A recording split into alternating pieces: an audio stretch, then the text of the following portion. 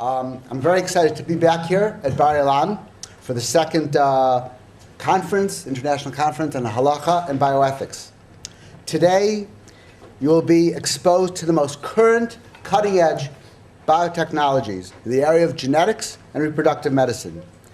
These technologies are here, and they will have a really pronounced effect on your lives, on the lives of your children, and the lives of your grandchildren.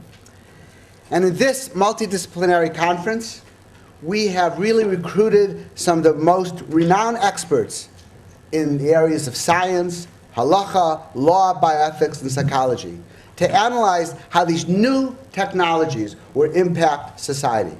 In addition, we today will present to you some of the experts in halacha and bioethics to try to attempt to resolve and manage the emerging ethical issues arising from these biotechnologies. The ability of our halachic authorities to confront and to deliberate these bioethical challenges is really remarkable. First of all, I want to thank the organizing committee for this conference. First to Professor Uri Nir, the Dean of Life Sciences at Bar-Ilan, and to Rabbi Daniel Sperber, who is the president of the Institute of Advanced Torah Studies at Bar-Ilan, to Rabbi Shabtai Rappaport, who's the Rosh Beis Medrash of the Advanced Torah Institute at Bar-Ilan, and finally to Rabbi Altshul, who is the director of the Jerusalem Institute of Advanced Torah Studies. Rabbi Altshul and I go back many, many years, and it's really the first time we've worked together, and it's been really a pleasure, and I think Bar-Ilan should be very privileged and appreciative of all his efforts to have such a talented person here at Bar-Ilan. I also want to thank their staff. I don't know all the staff, but just highlight two people. Kobe, who was part of the 2005 conference that we held here, and has always been a catalyst to ensure that these conferences proceed smoothly. And also to Diana, who is Rabbi Altshul's administrative assistant. Now, I want to take 2 minutes just to thank the sponsors who have provided both financial and intellectual support for this conference. From Columbia University, you will hear Dr. Ruth Fishbach, who is the director for the Center of Bioethics. She has been a mentor and a colleague to many of us at Columbia University.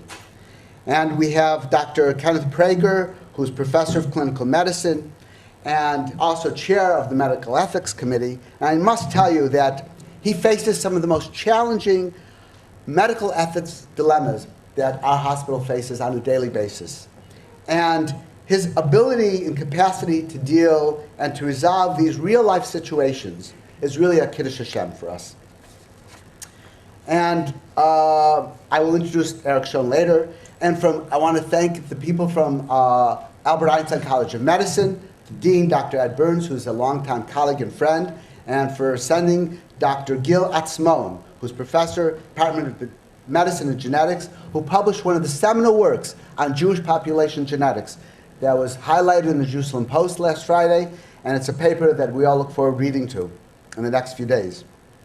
I want to thank Touro College of Osteopathic Medicine, the Dean, Dr. Robert Goldberg, who has supported this conference from day one, and Dr. Gary Steinman, who's coming shortly. He's a professor and chair of biochemistry.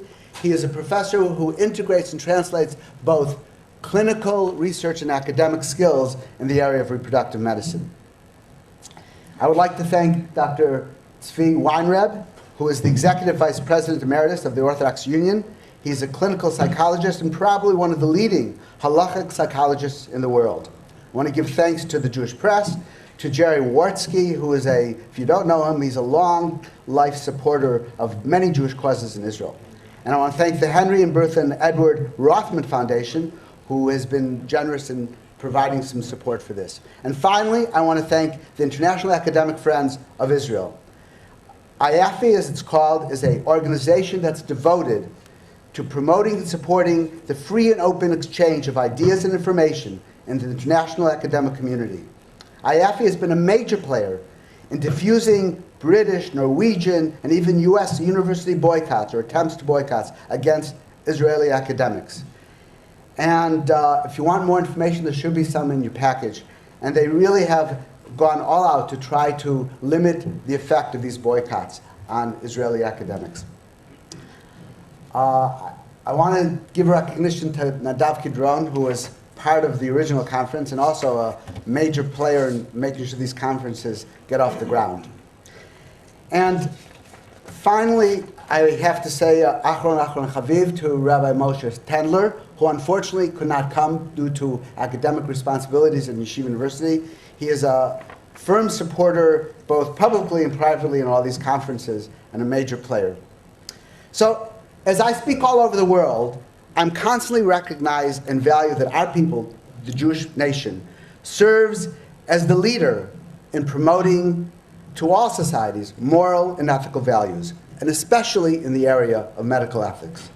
This conference represents a small part of our directive and mission of Tikkun Olam, and it's something that can make us proud of our nation and of our people. And I think this is a very important outcome and message of this conference. And I'd like to introduce now to you Dr. Uri Nir.